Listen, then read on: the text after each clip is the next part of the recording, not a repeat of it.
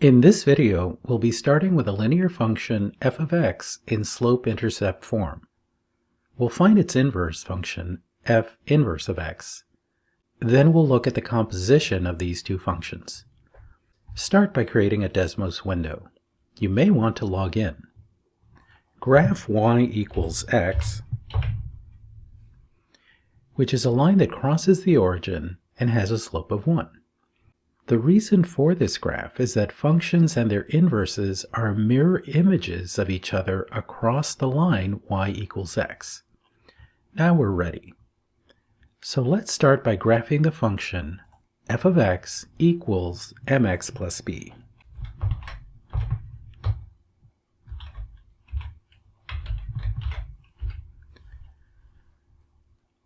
You'll be asked if you want to create sliders for m and b. You do, so click the All button.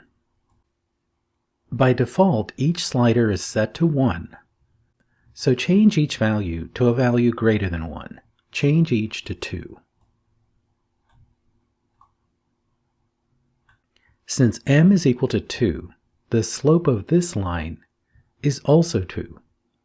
You can see that the slope is 2 by starting here, counting up 2, and 1 to the right, and you're back on the line. The inverse of this function would have a slope such that for every 1 up, there would be 2 to the right.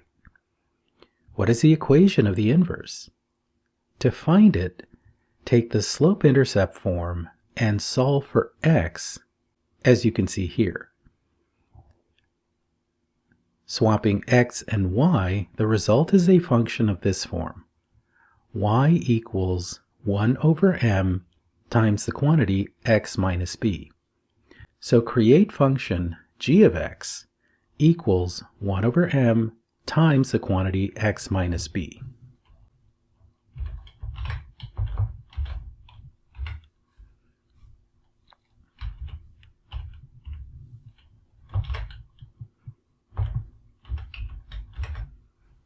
Do you see how these two lines are mirror images of each other across the line y equals x?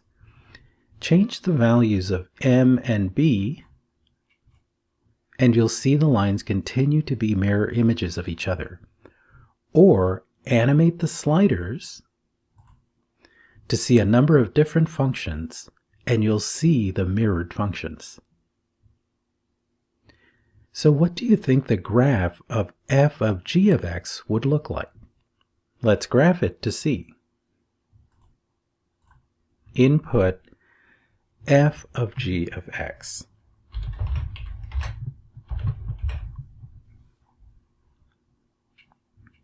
You'll see that it's identical to y equals x. Now look at g of f of x.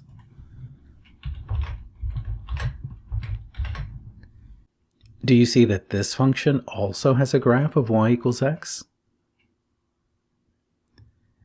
So the functions f of x and g of x are inverses of each other. In fact, you can write g of x this way, f inverse of x. The one exception is when m is equal to 0. So set m to 0.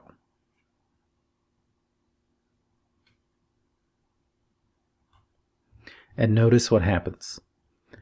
The graph of f of x is this flat line, but there is no graph for g of x. Why?